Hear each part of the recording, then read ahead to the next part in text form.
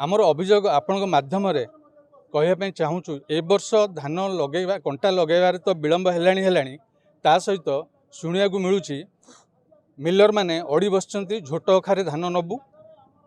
तापर 7 ରୁ 8 केजी काटियापाई से दाबी कर जहाँ परस्पर शुणुचु बा किसी सोसाइटी रू आम खबर पाचु। मोर कहवा कथा 10 वर्ष तले बा विगत दिन आम धान दे आसु सोसाइटी रे इभिन जितेबाला जीरो कटिंग थिला सेतेबेले भी आम धान देउथुलु। आज 7-8 केजी धान कटिंग रो कथा उठुची सेतेबेले धान आज धान भीतर कौन फरक हो गला जहाँद्वारा कि 7-8 केजी धान काटियापाई इच्छा करुँच।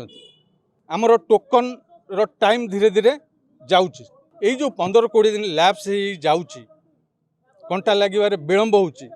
एथिपाई किए दायी हम भविष्य में जिते मु 8 फेब्रुआरी सुधा धान जो न दे पारि बा आम चाषी भाई न दे पारे तार प्रतिकार स्वरूप से कि पदक्षेप ने आम क्या दायी करवा क्या पाखे आम गुहारि करूँ ना आज्ञा झोट अखा दवा आमर मोटे किसी असुविधा ना कि आमको 3 मास आगुरी कहबार आम जो पंजीकरण कलु से कही था बाबा तुम्हें धान जो दब झोट घर पूरे दब एक आज्ञा झोट धान मंडल आज्ञा खाइला मिलटा खाइला किए आज्ञा झोट अखा मिलूनी कहीं आम ओडिशा रे कौन पाई जे चाउल जो कंट्रोल चाउल कथा कहते मिलर वाला जो चाउल बिकुच 1% धान हूँ 100% तेणु गोटे गोटे अखा 1% को 100% कौटू अखा मिल